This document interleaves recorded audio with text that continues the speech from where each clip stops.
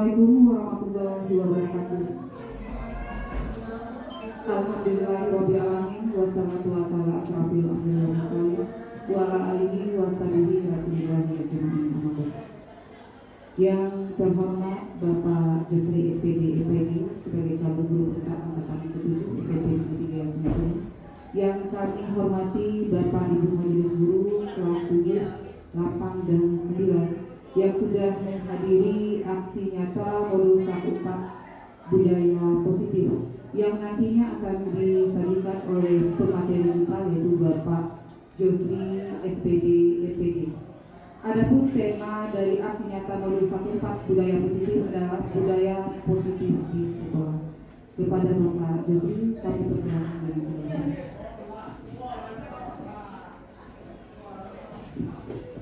Baiklah, terima kasih mengucapkan kepada Ibu Yeni Purwardana selaku pembawa acara.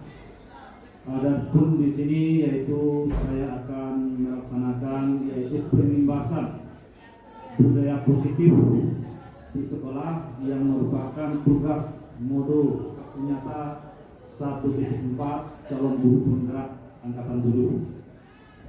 Sebagaimana kita ketahui sebelumnya mungkin para guru kelas 7 dan kelas 8 maupun 9 mungkin pernah mendengar kata-kata budaya positif di sekolah. Apa itu budaya positif? Sebelum kita mengetahui apa itu budaya positif, terlebih dahulu kita mempelajari tujuan pendidikan menurut Ki Hajar Dewantara. Sebagaimana kita ketahui bahwa pendidikan adalah menuntut, pendidikan yaitu menuntut segala produk yang ada pada anak-anak agar mereka itu selamat dan bahagia setinggi-tingginya. Jadi di sini kita itu bukan sekedar mengajar, kita itu seorang guru menurut Ki Hajar Dewantara bahwa guru itu harus menuntun bukan mengajar saja. Yang kedua, pendidikan menghambakan pada murid.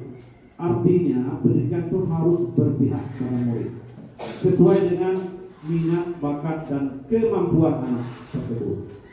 Jadi kita tidak boleh memaksakan siswa apabila siswa itu tidak bisa menguasai sesuatu, contohnya menguasai matematika, kita paksakan, tidak boleh. Kita harus menuntut, menyesuaikan bakat dan minat sesuai dengan kodrat alam yang ada. Guru itu adalah petani, kita ini sebagai petani. Contohnya sekolah itu sebagai lahan, tanah. Contohnya dari anggota kita ini, guru sebagai guru, ada juga pekerjaan sampingan seperti Pak Asrul. Tentu paham dengan pekerjaan pertanian. Jadi ibarat lahan atau tanah, guru itu sebagai petani. Sekolah itu lahan dan murid itu adalah benih. Petani hanya bisa menuntun tumbuhnya benih dengan merawatnya. Kita tidak bisa mengubah seperti pohon jagung mengubah menjadi pohon padi. Kita tidak bisa mengubah pohon padi menjadi pohon yang lainnya. Kita hanya bisa menuntun, merawat. Bagaimana anak ini terawat supaya tercapai cita-citanya dan bakatnya yang setinggi-tingginya. Selanjutnya, apa itu budaya positif? Sebagaimana kita ketahui, budaya positif di sekolah yaitu nilai-nilai dan kebiasaan di sekolah yang berpihak pada murid, agar mereka dapat berkembang menjadi pribadi yang kritis, penuh hormat dan bertanggung jawab sesuai dengan profil pelajar Pancasila. Mungkin sebelum ini kita pernah dengar apa itu profil pelajar Pancasila. Sebagaimana kita ketahui, profil pelajar Pancasila itu merupakan sejumlah karakter dan kompetensi yang diharapkan untuk diraih oleh peserta didik yang berdasarkan pada nilai-nilai luhur Pancasila. Kita lanjut ya, lanjut ya. Perubahan paradigma, pola pikir belajar dalam membangun budaya positif di sekolah dapat menyediakan yang positif Anak itu harus merasa nyaman dan aman agar siswa itu mampu berpikir, bertindak dan menciptakan dengan merdeka, mandiri dan bertanggung jawab. Jadi siswa itu harus merasa nyaman di sekolah, santai, nyaman, jangan merasa tercekam, terkurung, tertekan, ya. Jadi bagaimanakah kita seorang guru itu menuntun siswa itu sesuai dengan cita-cita mereka, sesuai dengan minat bakat, tapi kita tidak boleh memaksa seorang siswa sesuai dengan keinginan kita. Ya, ibaratnya contoh tadi petani. Kita ini sama saja sebagai petani. Kita tidak bisa memaksa pohon padi menjadi jagung. Kita hanya bisa merawat dan memperbanyak buah. Misalnya buah jagung, buah jeruk, bagaimana? Buah jeruk itu banyak buahnya, menjadi buahnya banyak, tumbuhnya subur. Kita tidak bisa memaksa buah jeruk menjadi buah padi. Itulah guru. Ya, tidak bisa memaksa siswa menjadi polisi, menjadi guru, menjadi pemain bola. Kita hanya bisa menuntut siswa itu sesuai dengan bakat dan minat mereka. Disiplin itu sangat berkaitan dengan kontrol guru terhadap siswa. Nah, mari kita pelajari. Coba sekarang ibu, ya, misalnya kelompok ini, kelompok A misalnya, menggenggam tangan, persilakan, menggenggam tangan. Nah, kelompok B, kelompok A, kelompok A, kelompok A. Ini kelompok B, kelompok B. Pak Surul kelompok B, ya, menghadap ke kelompok A. Coba. Kelompok A menggenggam tangan. Bagaimana kelompok B itu bisa memaksa kelompok A itu membuka tangan, sedangkan kelompok A itu membayangkan bahwa isi di dalam tangan mereka kelompok A itu adalah barang yang berharga, barang yang sangat berharga. Bagaimana kelompok B itu merayu supaya apa yang ada di dalam kepalan tangan itu terbuka? Gimana? Coba silakan sebentar. Coba dilakukan rayuan.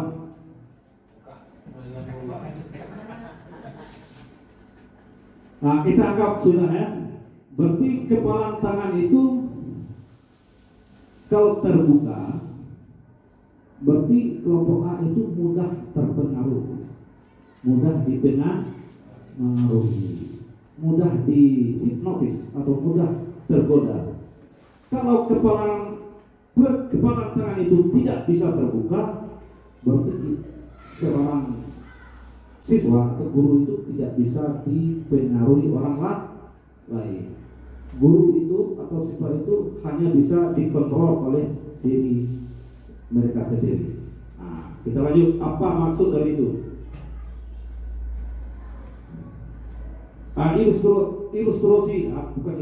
Ilusi guru pengontrol murid.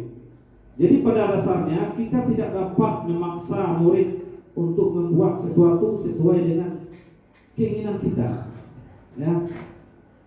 Membuat sesuatu jikalau murid disebut memilih untuk tidak melakukan, ya, sesuai dengan posisi kontrol tadi. Kita tidak bisa memaksa siswa itu untuk melakukan keinginan kita sesuai dengan keinginan kita. Kita hanya bisa mengontrol bagaimana siswa itu bisa mengatur dirinya sendiri, ya. Itu tentu ada trik dan teknik, ya. Kita harus membuat siswa itu harus cepat datang ke sekolah, harus begini, harus begitu, tetapi tidak bisa. Yang pertama, kita ambil ada ilusi guru mengontrol murid. Pada dasarnya kita tidak dapat memaksa murid untuk membuat sesuatu jikalau murid disebut memilih untuk tidak melakukannya. Walaupun tampaknya guru sedang mengontrol perilaku murid. Hal demikian terjadi karena murid sedang mengizinkan dirinya dikontrol. Saat itu bentuk kontrol guru menjadi kebutuhan dasar yang dipilih murid tersebut. Teori kontrol menyatakan bahwa semua perilaku memiliki tujuan, bahkan terhadap perilaku yang tidak sesuai. Nah, yang kedua ada lagi ilusi bahwa semua penguatan positif, efektif dan bermanfaat. Penguatan positif atau bertujuan adalah bentuk-bentuk kontrol. Nanti kita memilih posisi kontrol yang bagaimana. Nanti ada 5 posisi kontrol untuk mengatur siswa nanti. Kita lanjut ya. Disiplin positif. Disiplin positif itu adalah kemampuan memerintah diri sendiri dalam mengontrol dan menguasai diri kita untuk memilih tindakan yang mengacu pada nilai-nilai yang kita hargai dengan penuh tanggung jawab tanpa diperintah orang lain sesuai dengan kepala tangan. Jadi kita itu ibaratnya itu tidak bisa diperintah oleh orang lain. Yang bisa memerintah kita itu bagaimana kita bisa mengontrol diri kita sendiri, kan gitu. Jadi gitu juga dengan siswa. Ibarat siswa itu kita tidak bisa memaksa mereka untuk begini begitu. Kita harus memiliki trik atau langkah-langkah supaya mereka itu bisa diperintah oleh diri sendiri. Kita pernah dipaksa oleh kepala sekolah untuk begini, untuk begitu. Karena kita merasa terancam, maka kita laksanakan. Bagaimana trik kita itu mengontrol siswa itu, bagaimana mereka itu merasa nyaman, pekerjaan terlaksana. Itu yang tujuan dari disiplin positif yang ada di sekolah. Nilai-nilai yang kita hargai yaitu nilai kebijakan yang terkandung dalam belajar profil Pancasila. Artinya merdeka belajar ini atau merdeka pada siswa itu berpihak pada murid. Artinya itu kita tidak boleh memaksa siswa. Itu kesimpulannya kurikulum merdeka ini. Ada paradigma atau pola pikir guru itu siswa merdeka atau murid merdeka itu murid itu bebas. Tidak seperti itu. Merdeka itu artinya siswa itu bebas berkarya. Itu artinya. Sebelumnya kita harus juga sebagai dasar kita harus juga mengetahui kebutuhan dasar manusia.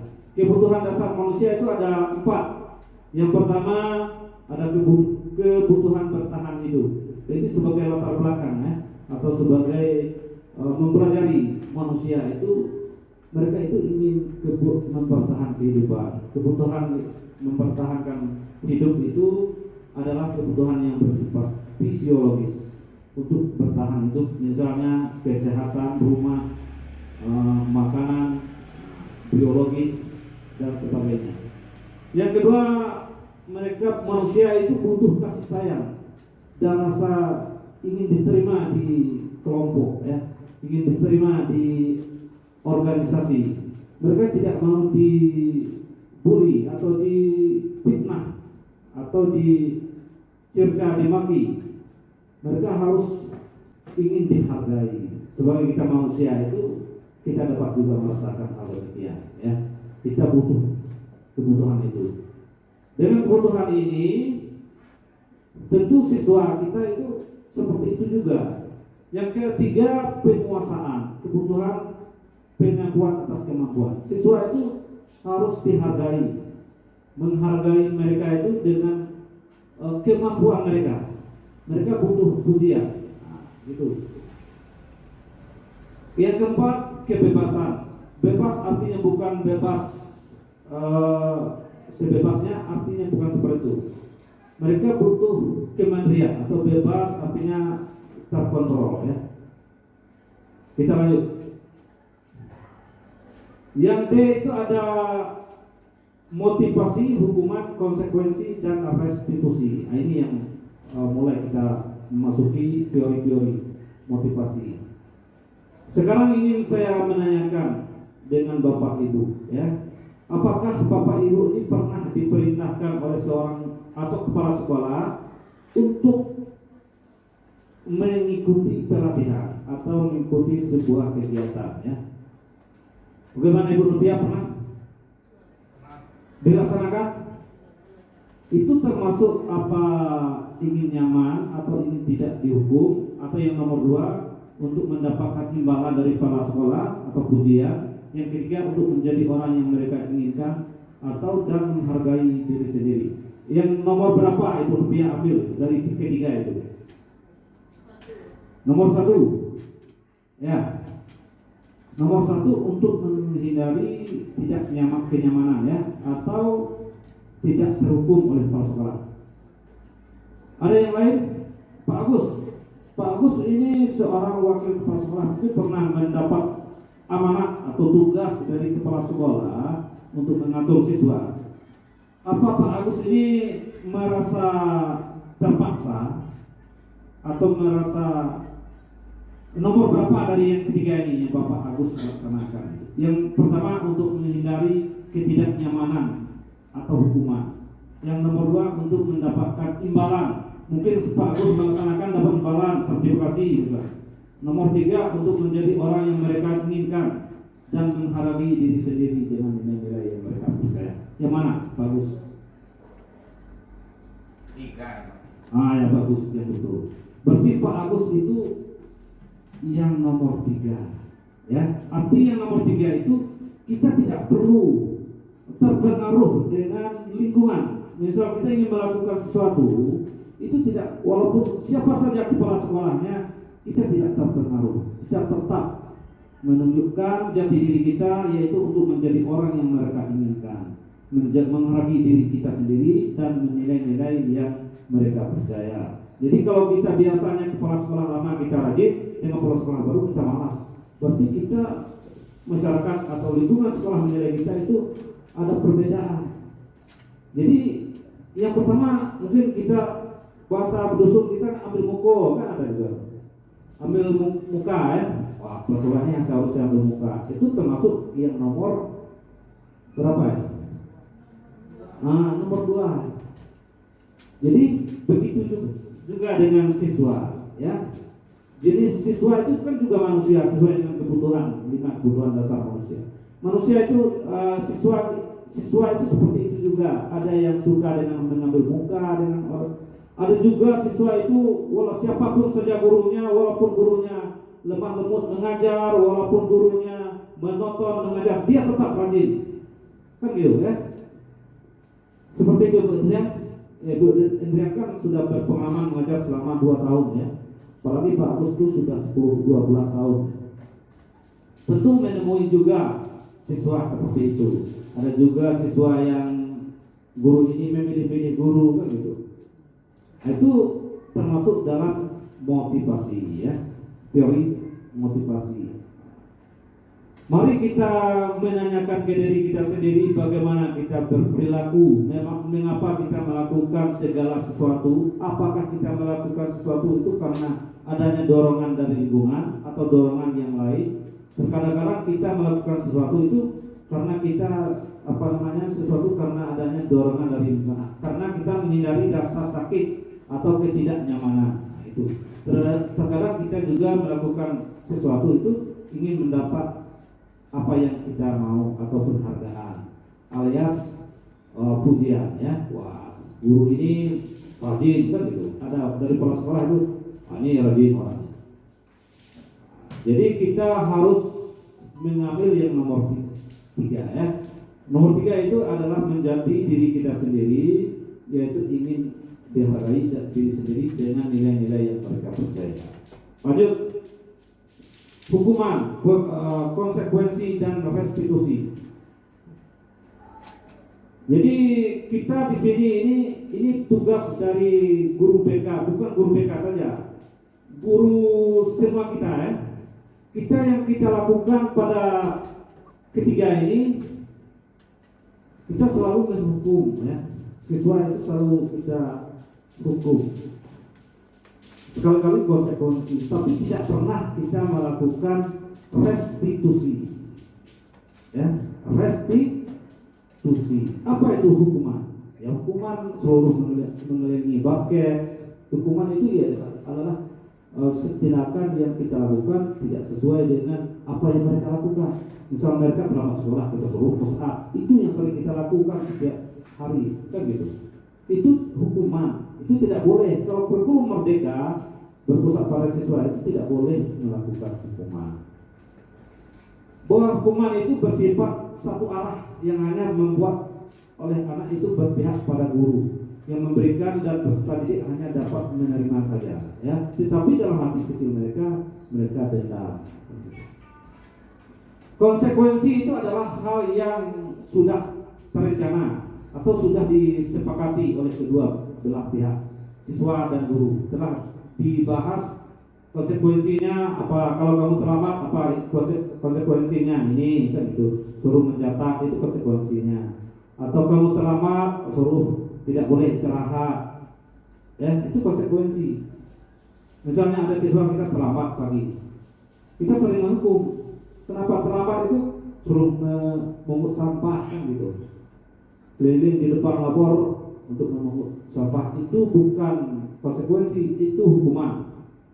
Konsekuensinya kalau siswa terlambat, kita tetap menyuruh mereka mengikuti berbaris, tapi nanti mereka dalam jam istirahat mereka harus mengikuti pelajaran yang mereka tidak tercapai tadi. Yang nomor 3 ini restitusi, ya ini yang diinginkan oleh Menteri kita atau kurikulum Merdeka ini, yaitu proses menciptakan kondisi bagi murid untuk memperbaiki kesalahan mereka. Nanti saya kasih contoh videonya bagaimana restitusi itu, bagaimana langkah-langkah restitusi itu. Saya lihat di SMP 3 ini mungkin kita belum pernah melakukan restitusi. Mungkin kondisi siswa yang tidak cocok atau apa bagaimana, tetapi saya sudah melakukan, Pak Anto Asril sudah melakukan restitusi kemarin.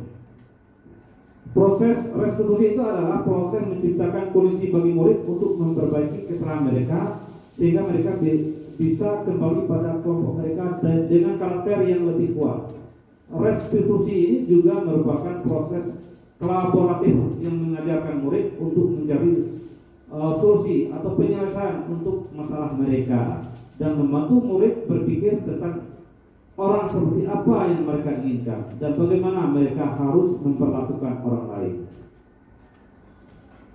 Nah, lalu ini contoh ya, kita bersama-sama membedakan hukuman dan konsekuensi. Misalnya siswa lari keliling lapangan basket 2 kali karena terlambat ke sekolah, itu kan hukuman, ya. Paham itu ya? Kenapa hukuman? Karena tidak ada hubungannya dengan hukuman itu tidak ada hubungannya dengan permasalahan.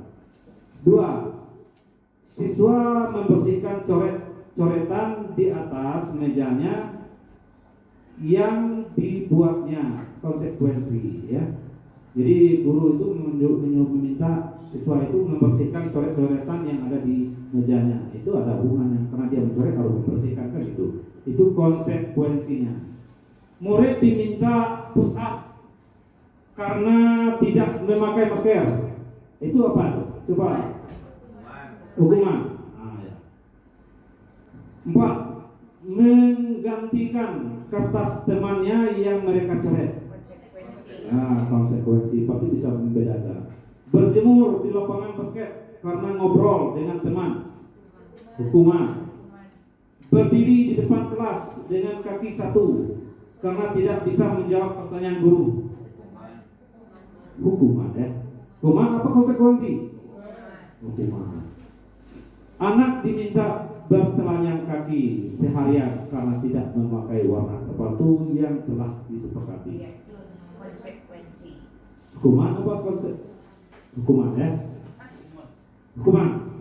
Ya. Tidak memakai warna sepatu yang sudah disepakati. Ada hubungannya dengan apa namanya warna sepatu itu?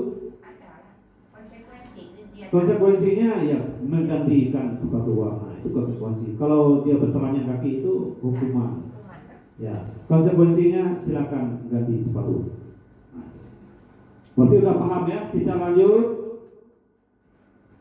Restitusi 5 posisi kontrol ya. Ini ada tadi sesuai dengan penjelasan saya itu ada 5. Kita di sini selalu melakukan posisi kontrol, kita itu selalu melakukan penhukum sebagai penhukum ya. Bagaimana penhukum itu biasanya langsung menyalahkan murid, mendapatkan jika murid melanggar kita langsung menyalahkan dengan tanpa mempedulikan alasan, tanpa berdiskusi, tanpa mengajak berdialog ya. Kita langsung, kamu terlambat, silakan berlari kan gitu, tanpa mengajak mereka berdiskusi atau menanya mereka, padahal mereka itu di rumah apapun bermasalah, apakah ekonomi, apakah orang tuanya sakit, kan tidak tahu. Kita seorang guru mohon dihindari atau dikurangi sebagai posisi berhukum. Yang kedua, posisi membuat rasa bersalah. Pada posisi ini biasanya guru bicara dengan nada cenderung lembut, ya.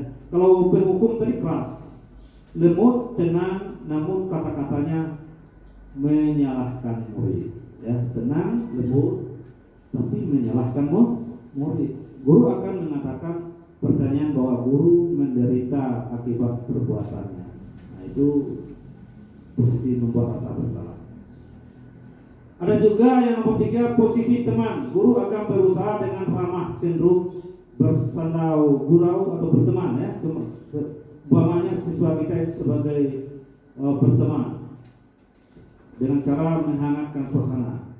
Terciptalah hubungan dengan akrab, namun menyebabkan murid tergantung. Resikonya kita membuat teknik kita merasa siswa itu merasa berteman, ada resikonya.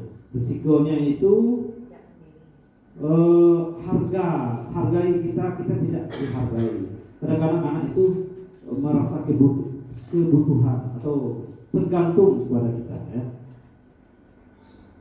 Apalagi calon-calon guru baru ini, ibu yang dua itu harus mempelajari tentang penanganan tentang siswa. Yang keempat, ada posisi memantau. Guru berusaha bersuara datar, tidak emosi, tidak bersandau gurau, serta mengarahkan murid pada peraturan dan konsekuensi yang tadi kita lakukan. Guru harus selalu memantau murid, diberikan sanksi akibat murid mematuhi peraturan, karena menghindari konsekuensi dan ingin mendapatkan reward atau penghargaan saja, bukan karena kesadaran diri. Tapi posisi ini mulai melemut. Tapi yang lebih bagusnya itu yang kita ambil itu seorang guru, yaitu posisi manajer atau manajer, Yang ini jarang kita lakukan, termasuk diri saya sendiri, ya. Bukan saya seorang pemateri, saya seorang calon guru penggerak, itu mengimbaskan ilmu-ilmu saya yang saya ambil dari calon guru penggerak ini, diperintahkan untuk mengimbaskan ilmu ini ke guru-guru SMP Negeri 3 Semarang. Jadi posisi manajerlah yang paling ideal. Materi ini pun banyak yang bisa kita peroleh di internet. Sekarang informasi mudah kita dapat. Guru itu berusaha netral, tidak bernada tinggi, selalu dingin, ya. Tidak emosi dan juga tidak terlalu murah, ya. Jadi kita kadang-kadang kita emosi itu, kita pulang dari sekolah itu lemah, ya kan gitu. Lebih pernah emosi dengan sekolah. Ya. Termasuk Bapak sebagai guru penggerak ini pernah sering gitu, emosi dengan siswa. Setelah kita emosi, rasa energi itu terkuras. Jadi kita jangan trik itu yang kita ambil. Kita mengambil yang nomor 5 ini saja, yaitu posisi manajer, yaitu posisi yang paling ideal, yaitu guru bersuara netral, bukan lembut, tapi netral itu dihargai, tidak bernada tinggi, tidak emosi, terkendali, dan juga tidak terlalu ramah. Tidak terlalu ramah, nanti tidak lagi dihargai. Guru dengan tulus mengajukan pertanyaan-pertanyaan. Nanti Bapak saya jelaskan triknya ada videonya. Guru membimbing murid untuk memecahkan suatu masalah mereka. Apa penyebab mereka itu terlama, sering tidur, kamu tidur, kamu tidak main game malam tadi, kan itu salah. Kamu minum komik, itu tidak boleh. Itu sering kita menyalahkan sesuatu, tapi kita tidak pernah berdiskusi dengan mereka secara ruang tertutup, ya. Itu Pak Hardianto itu sudah membuat ruang-ruang itu, ruang restitusi itu. Dulu kita keyakinan kelas, dulu kita pernah membuat peraturan kelas. Sekarang kurikulum Merdeka ini tidak ada lagi yang namanya peraturan. Kalau peraturan itu sering dilanggar. Kalau keyakinan mereka takut meyakini. Apa itu Apa itu keyakinan kelas atau keyakinan sekolah? Contohnya, mengapa kita memiliki peraturan tentang penggunaan helm pada saat mengendarai kendaraan roda 2 motor? Kemungkinan jawabannya adalah untuk keselamatan. Itu keyakinan untuk keselamatan. Kalau untuk peraturan supaya jangan disangka polisi kan gitu. Kalau keyakinan, anak itu meyakini bahwa tidak pakai helm itu berbahaya, bisa pecah kepala saya kan gitu. Itu keyakinan. Kita membuat keyakinan. Yang nomor 2, mengapa kita memiliki peraturan tentang penggunaan masker dan mencuci tangan? Itu biasa. Keyakinannya itu untuk menjaga kesehatan dan keselamatan. Itu keyakinan. Nilai-nilai keselamatan atau kesehatan itulah yang dimaksud dengan keyakinan. Nanti saya akan membedakan apa itu peraturan dan keyakinan. Jadi kurikulum baru ini membuat keyakinan, tidak ada lagi peraturan. Ya, peraturan itu sering dilanggar. Kalau keyakinan, siswa itu meyakini. Nah, tentu berubah kalimatnya. Ini contohnya. Misalnya peraturan jangan berlari di kelas, itu peraturan. Kalau keyakinan bagaimana? Berjalanlah. Kan itu kalimatnya berubah. Peraturan dilarang mengganggu orang lain. Nah, keyakinan, kalau kita bawa keyakinan, hormatilah orang lain dan diri sendiri. Jadi kita wali kelas nanti tidak boleh lagi membuat peraturan. Untuk kurikulum merdeka ini membuat keyakinan lagi, Bu ya. Nanti kita membuat keyakinan kelas lagi untuk kurikulum merdeka kelas 7. Yang nomor 3, dilarang melakukan kekerasan. Itu peraturan. Keyakinan memang. Keyakinan bagaimana? Keselamatan dan menghormati orang lain. Peraturan misalnya berikutnya, gunakan masker. Kalau keyakinannya jaga keselamatan dan kesehatan diri maupun orang lain.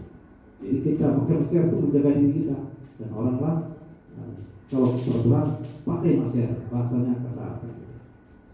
Nanti kita tukar di kelas 7 itu ditukar. Tidak ada lagi peraturan. Kita membuat keyakinan. Anak itu merasa yakin diri sendiri. Lanjut ya, ini sudah paham. Nah, ini hampir habis materinya, yaitu penerapan segitiga restitusi tadi. Bagaimana langkah-langkah kita menyelesaikan suatu masalah dengan sesuai itu sistem manajer tadi, dengan cara penerapan segitiga restitusi ya. Ini ada video saya yang tugas saya 1.4 kemarin. Itu ada 2 kasus. Ini Elson, siswa terlambat ke sekolah. Bagaimana saya menanganinya? Itu saya berdialog gitu. Ini dialognya. Ini apa namanya? Nah, saya kasih suara ya. Ini apa nama? Kita jelaskan dulu apa namanya segitiga restitusi. Apa itu? Restitusi itu adalah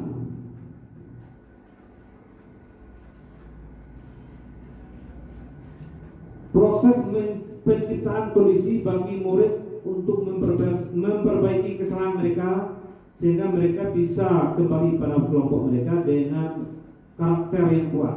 Jadi kita biasa kalau siswa terlambat itu kita hukum ya. Kita hukum, suruh push up, suruh berlari mengelilingi basket, atau suruh mungut sampah seperti pagi tadi. Termasuk saya seperti itu juga sering ya.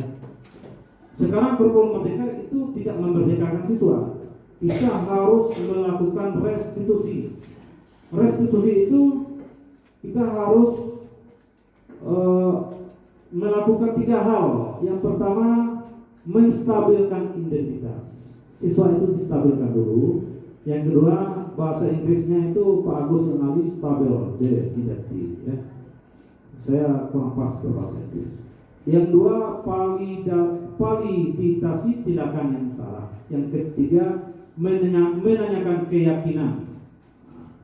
Ini video yang saya buat kemarin. Nah, boleh kita lakukan. Kita putar, kita tonton dulu.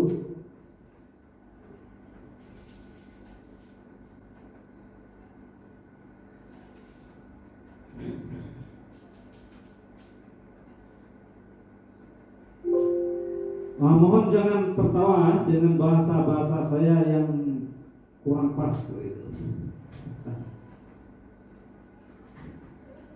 Tidak ada suara ya? Nah, bagaimana Pak Nego? Bluetoothnya?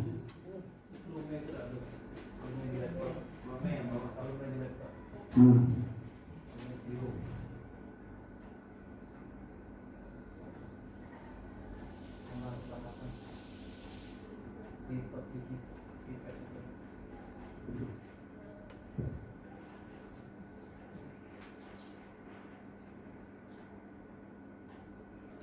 Coba maju Pak Sol, nggak apa-apa, biasa saja kita.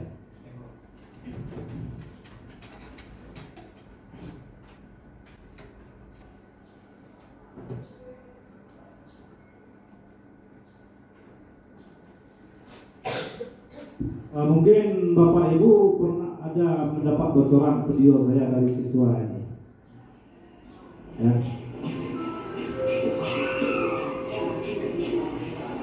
Kenapa selamat visual? Nah, lain kali jangan diulangi lagi ya, silakan. Pas pagi ya Bang. Biasanya anak kerabat itu kita suruh berdiri di depan ya. Apa namanya itu kita hukum, angkat kaki sebelah atau di luar. Tetapi untuk restitusi ini tidak boleh. Kita harus meminta anak langsung belajar. Langsung belajar, mengikuti pelajaran. Konsekuensinya nanti mereka harus mengikuti pelajaran tambahan apa yang mereka terlambat. Gitu. Selanjutnya saya lain kali jangan diulangi lagi ya, silakan. Pak pagi ya Pak. Ini melakukan menstabilkan dulu. Saya panggil sudah KBM dalam waktu kosong, tidak mengganggu pelajaran dengan pelajaran yang lain. Pas jam istirahat, siswa itu kosong, kita juga kosong, kita berdialog, menstabilkan. Elson tahu kenapa Bapak panggil ke ruang ini? Tidak tahu. Tadi Elson datang sekolah kan jam berapa? Jam 7.30 Pak. Elson tahu ya, kita masuk sekolah ini jam berapa? Jika Elson berangkat ke sekolah jam 7.30, sedangkan keyakinan sekolah kita atau kelas itu masuk jam 7.30. Apakah Elson datang sekolah itu? Tidak, setiap orang itu pernah berbuat kesalahan. Itu sifatnya manusia. Bapak pun pernah juga mengalami hal demikian selama akan sekolah itu juga, malah itu sekolah-sekolah. Nah di sini kita tidak mencari kesalahan. Kesalahan yang kita cari itu bagaimana cara mencari solusi atau penyelesaian masalah dengan keselamatan person. Jadi bahasa saya seperti itu ya. Kalau ibu nanti dalam menangani siswa, buatlah bahasa sendiri kan gitu. Mungkin saya agak kaku, itu biasa saja. Itu identitas saya kan gitu. Nah ini menstabilkan. Lanjut ada yang ke belakang, yang kedua apa lagi? Elson tentu punya alasan. Validasi ya. Datang ke sekolah itu terlambat. Hari ini saya terlambat. Kenapa Elson ini terlambat? Saya tidur terlalu malam. Saya suka main HP, suka main game, sehingga lupa tidur dan terlalu larut malam. Jadi Elson terlambat ke sekolah disebabkan tidur terlalu malam, sehingga Elson itu kesiangan dan terlambat ke sekolah. Elson datang terlambat apa sudah sesuai tidak dengan keyakinan kelas kita yang perlu. Jadi yang ketiga itu menyesuaikan dengan keyakinan kelas atau peraturan ya. Yang lama itu peraturan, yang baru ini keyakinan. Jadi saya menanyakan, apakah Elson ini apa namanya itu melakukan terlambat datang ke sekolah itu apakah sesuai dengan keyakinan kelas kita? Nah, kita buat bersama. Pak, saya telah melanggar keyakinan kelas kita. Elson masih ingat tentang keyakinan kelas kita? Masih Pak, yaitu datang tepat waktu, menjaga kebersihan kelas dan tidak menunggu masa. Hal apa saja yang dapat dilakukan Elson untuk datang tepat waktu? Bangun lebih awal, tidak terlalu malam dan mengurangi main HP. Kapan mulai melakukan hal ini? Mulai malam ini. Terima kasih kepada Elson karena sudah mau melakukan perubahan ke arah yang lebih baik. Diharapkan nantinya di masa yang akan datang, mulai malam nanti, Elson itu sudah taat dengan peraturan sekolah kita atau keyakinan sekolah kita sesuai dengan keyakinan kelas kita yang kita buat secara bersama-sama. Adapun keyakinan kelas itu tidak apa-apa yang membuat, itu sesuai dengan kesepakatan secara sama-sama di kelas 9B. Mungkin Elson silakan memasuki lokalnya untuk belajar pelajaran berikutnya. Sekian dan terima kasih.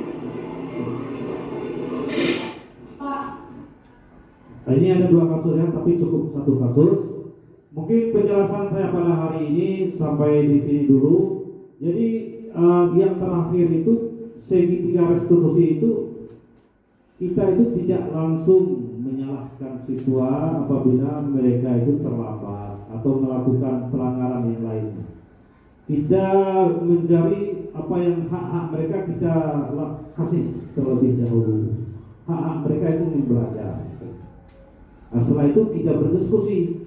Berdiskusi itulah yang kita cari solusi apa permasalahan mereka bisa terlambat ke sekolah. Itu yang maksudnya. Yang pertama kita menstabilkan berdialog, menstabilkan identitas. Yang kedua validasi, guru itu menanyakan alasannya, bagaimana apa alasan Elson bisa terlambat. Yang terakhir itu keyakinan kelas. Apakah Elson itu sudah tahu dengan keyakinan kelas yang telah kita buat? Nah, maka mereka itu merasa diri sendiri. Mungkin itu saja yang dapat saya sampaikan pada hari ini. Ada mudah-mudahan dengan materi modul 1.4 guru penggerak, calon guru penggerak SMP Negeri 3, saya sendiri yaitu Josri SPD dengan mengimbaskan materi ini untuk tahap pertama. Nantinya ada lagi materi-materi yang berikutnya. Kami akan melakukan pembelajaran guru penggerak ini sampai bulan Juli tahun 2023. Ini pertemuan pertama, untuk berikutnya mungkin ada pertemuan selanjutnya. Nanti akan diinformasikan. Sekian dan terima kasih. Saya akhiri wabillahi taufiq wal hidayah. Wassalamualaikum warahmatullahi wabarakatuh.